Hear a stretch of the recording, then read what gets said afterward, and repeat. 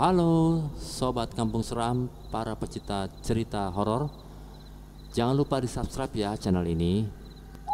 Aku sekarang akan bercerita cerita seram yang berjudul Warung Setan.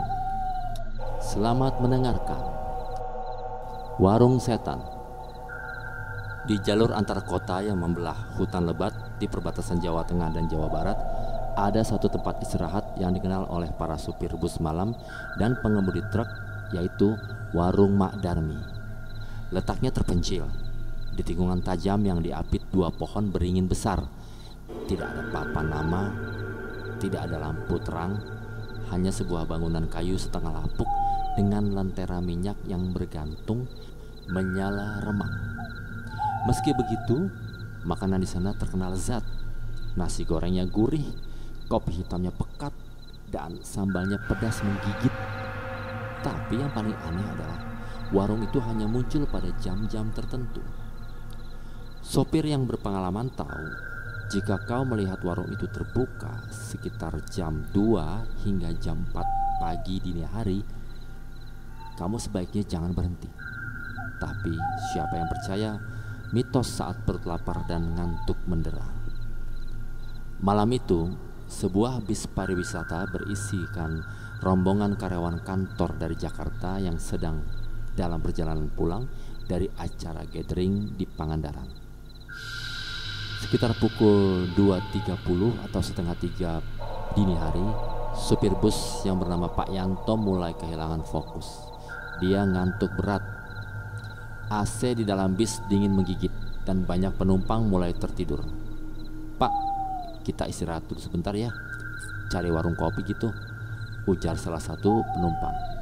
Sari namanya, sambil mengusap mata. Dan seolah menjawab doa mereka di tengah kegelapan, tampak cahaya kuning remang. Sebuah warung kecil berdiri di pinggir jalan, diapit dua pohon beringin tua yang menjulang seperti penjaga gerbang. "Wah, itu dia," gumam Pak Yanto.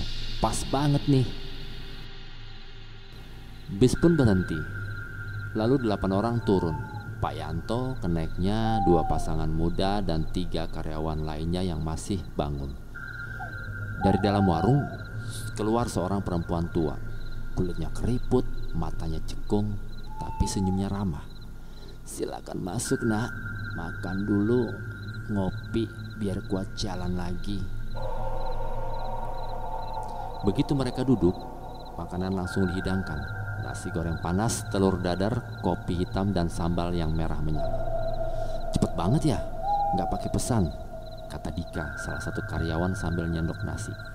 Tapi tidak ada yang terlalu peduli. Lapar sudah mengalahkan logika. Satu persatu mereka makan. Tidak ada suara, hanya suara kunyahan mulut saking enaknya. Semua orang merasa seolah makanan itu seperti makan di rumah sendiri. Namun setelah beberapa menit, semuanya mulai terasa aneh. Sari merasa tangannya berat. Dika mendadak melihat cahaya warung jadi berubah warna. Kenek bis juga mendengar suara anak kecil tertawa dari dapur. Lalu satu persatu menghilang. Bukan pergi, tapi menghilang secara harfiah, seperti kabut yang disedot udara. Pak Yanto yang terakhir melihat semuanya. Ia berdiri gemetar, mulutnya terbuka, tidak bisa teriak. Di depan matanya warung berubah wujud. Bangku-bangku yang tadinya kayu berubah jadi akar-akar pohon. Dinding warung bukan papan tapi kulit manusia. Lantainya lembek seperti daging. Mak Darmi pun berubah. Rambutnya terurai panjang sampai ke lantai. Matanya hitam legam, giginya runcing seperti jarum. "Sudah kubilang, jangan berhenti kalau bukan waktunya," bisiknya pelan. Pak Yanto berlari, berteriak, tersandung akar, dan akhirnya pingsan di tengah jalan. Keesokan paginya, sebuah truk menemukan Pak Yanto yang tergeletak di pinggir jalan. Ia masih hidup, tapi matanya kosong, bibirnya komat kamit. Warung itu beringin nasi goreng hilang. Mereka hilang semua. Ia pun dibawa ke rumah sakit jiwa. Orang-orang yang mengenalnya bilang Pak Yanto jadi gila setelah kecelakaan. Tapi tidak ada jejak kecelakaan. Bisnya tak ditemukan, penumpangnya hilang dari daftar. Yang lebih aneh lagi, kenek busnya ditemukan 2 tahun kemudian. berjalan tanpa arah di pelosok desa dekat hutan. Tubuhnya kurus kering, matanya selalu menatap langit.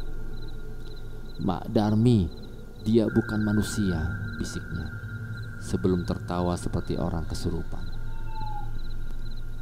Konon ada mantan supir yang selamat dari warung itu bertahun-tahun lalu. Namanya Mang Soleh. Ia tinggal di desa kecil tidak jauh dari hutan. Saat wartawan paranormal mencoba mewawancarainya, Mang Soleh hanya mau bicara setelah diberi rokok dan kopi hitam. "Saya pernah makan di warung itu sekitar tahun 1993, ujarnya lirih. "Enak sih makanannya, tapi waktu saya keluar dari warung, jalanan sudah berubah.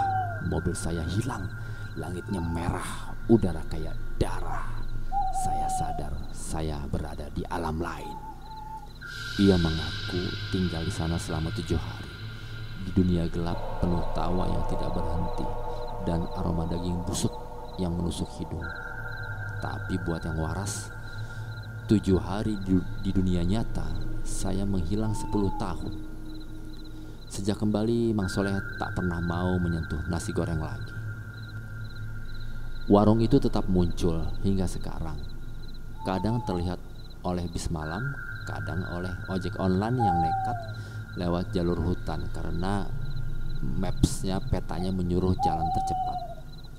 Kadang warung itu tidak tampak sebagai warung, tapi kelihatan sebagai rumah makan biasa atau tempat ngopi yang modern. Namun cirinya tetap sama, muncul antara jam 2 sampai jam 4 pagi dini hari, diapit 2 pohon beringin besar. Ada sopir yang mengaku berhasil kabur setelah melihat darah menetes dari lampu gantung warung. Ada juga yang hanya sempat duduk dan mencium bau amis yang menyengat sebelum langsung kabur. Tapi banyak yang tidak pernah kembali sama sekali.